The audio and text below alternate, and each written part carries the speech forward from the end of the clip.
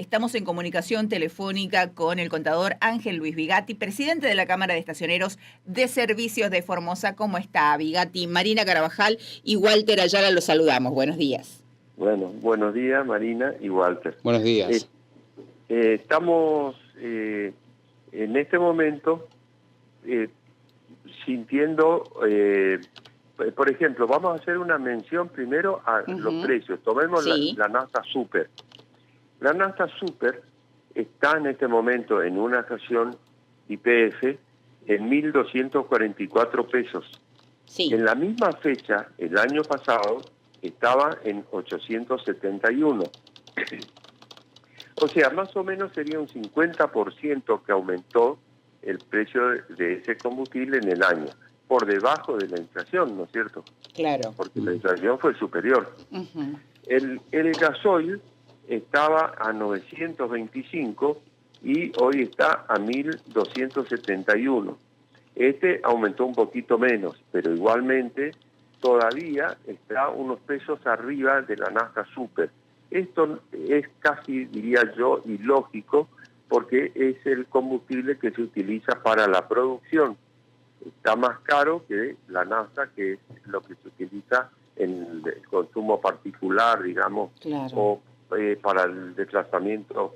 No digo los taxis, porque en otras partes del país los taxis se están manejando casi todos con gas. Con gas, sí.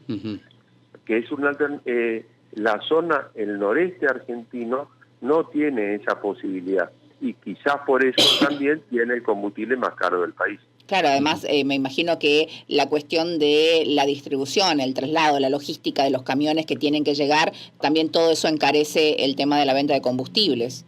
Claro, pero sin embargo en Santa Cruz no se olvide que el combustible tiene impuestos. Sí, entonces, creo que más impuesto que el valor de la nafta misma pagamos. No tanto, no, es la mitad, digamos. La mitad, bueno, 50 y 50. Claro, pero lo que significa que en la Patagonia, donde le tienen menos impuestos, el combustible es más barato que en el resto del país. Bueno, el gobierno, si es que baja los impuestos, si es que le baja un 10% o un 20% los impuestos que ustedes pagan, ¿el combustible va a bajar acá en Formosa, por ejemplo? Si bajan los impuestos, lógico sería que bajen los combustibles. ¿Por qué baja? Una cosa es el precio y otra cosa es la cantidad de combustible, ¿no es cierto? Claro. En el año 2023 nosotros vendíamos un 50% más de combustible de lo que vendimos hoy, y en Clorinda el doble.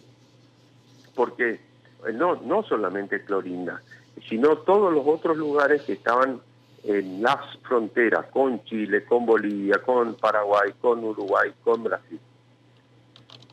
Nuestro país estaba, porque por la evaluación, devaluado el peso, en fin, nosotros teníamos una inflación enorme, pero de todas maneras el combustible estaba más barato que en el extranjero.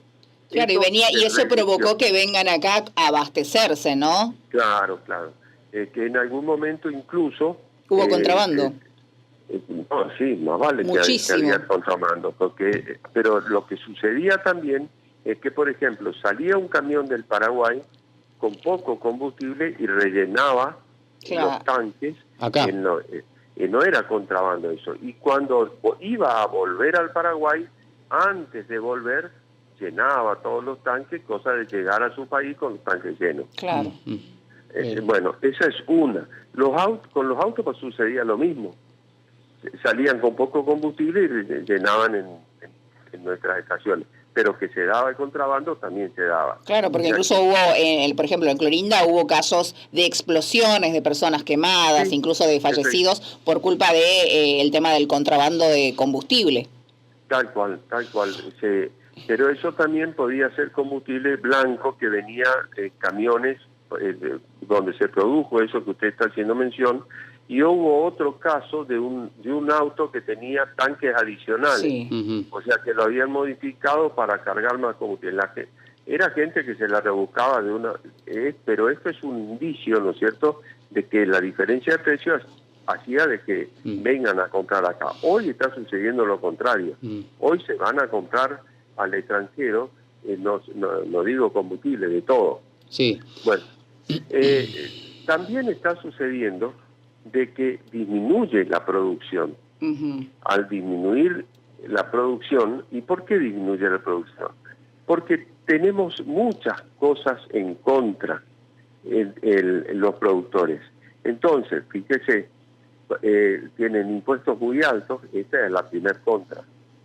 Aparte, se da también la situación de que, por ejemplo, un empleado de una dirección de renta, ¿no es cierto?, o un abogado de la FIP, aparte de que cobran sueldo, si hacen un juicio al contribuyente, también tienen honorarios. Esto es totalmente ilógico. ¿Por qué? Porque de esa manera se incentiva, ¿no es cierto?, el hecho de que se creen problemas con el contribuyente. Infracciones que no son justas, multas desproporcionadas. Por ejemplo, el 20% de pago en término, para darle un ejemplo de esos brutales, el 20% de pago en término decía, salvo que no coincida el monto imponible, pero además se refería al periodo en el que se pagó. Claro. En cambio, uno le encuentran una fallita de alícuota y le sacan el 20% 10 años para atrás, porque acá van 10 años para atrás. Qué bárbaro. Vigatti, ese es uno de los motivos. O sea, claro, pero yo lo que, a ver, entiendo hacia dónde está yendo, pero a ver, contador, mire, el gobierno nacional es el que le está cobrando los impuestos más caros a todos ustedes, a todas las estaciones de servicio. Las provincias también tienen que recaudar de alguna forma porque tampoco reciben una coparticipación como tiene que ser de nación. Ahora, otro tema. El combustible... espere que le voy a contestar. Y yo a esto yo le puedo hablar con conocimiento porque... Ya sé, pero no tenemos mucho tiempo, contador. No, ya sé, pero tampoco puedo dejar pasar esto que... ¿Sabe cuántos millones de pesos están a favor en los contribuyentes como las estaciones de servicio y en otras actividades en la dirección de renta? ¿Cuánto? En un caso más de 50 millones. Así que no podemos hablar de que el problema es solamente nacional. También es la desproporción. Bueno, pero son todas las provincias las que hacen eso. Son todas las provincias del país. Igual, todas las provincias. Bueno, por eso... Y eso está mal. ¿No es? Usted salió a defender a la provincia. La provincia tiene que recaudar. No, yo no defiendo a la provincia. Que recauden, pero no que hagan abuso. El problema es que, el problema es que las estaciones de servicio siempre le quieren echar la culpa a los gobiernos. Y en el medio estamos nosotros. Yo le quiero preguntar, el combustible... Usted dice que... Usted no nos acuse de algo que no corresponde.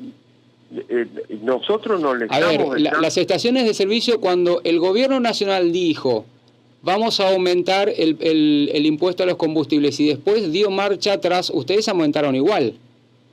Y cuando el mes entrante volvieron a aumentar, Usted sabe que los estacioneros, por ejemplo, de YPF, venden por cuenta, el precio lo pone YPF remotamente. Ayer el precio que tiene la comisión solamente gana el estacionero. Y no es quien pone el precio. El precio lo pone la petrolera. En este caso, YPF, que es prácticamente del Estado, es una compañía que es la más grande del país, la que tiene más estaciones, y los estacioneros no manejan el precio. No se equivoque. Vigatti, es cierto, hay un informe nacional que plantea que cayó el 3% interanual en enero y que fue el 14º mes consecutivo de baja de combustibles, de los ventas de combustibles a nivel nacional. ¿Esto es así? ¿Repercute también? ¿Se da así en Formosa también? Sí, eso tiene que ver, lógicamente, es un producto de demanda inelástica. Cualquiera sea el precio, hay que comprarlo, ¿no es cierto? En este caso, que se da una disminución de precio, y si tiene el caso de que, por ejemplo, en zonas fronterizas existe la posibilidad de ir abastecerse en el extranjero, es muy probable que eso esté sucediendo con los barcos, con los camiones, y eso puede llegar a incluir. Pero no se da en el consumo, por ejemplo, de nafta, eso no tenemos. Pero esto, entonces el informe en Formosa no se ve, esta caída del 3% interanual que plantean en los medios nacionales no se ve en Formosa. No. Aparte, si hablamos de un 3% y vemos que la producción cayó un 2%, y bueno, está más o menos relacionado, ¿no es cierto? ¿Y los va a afectar a ustedes también el tema, o cómo lo están planteando, el tema del autoservicio en las estaciones y el dejar de lado a los chicos que atienden en las playas? No, eso no estamos de acuerdo nosotros, no para nada. Y le digo más, en el artículo 4 de esa disposición se hace mención a la autorización de venta de combustibles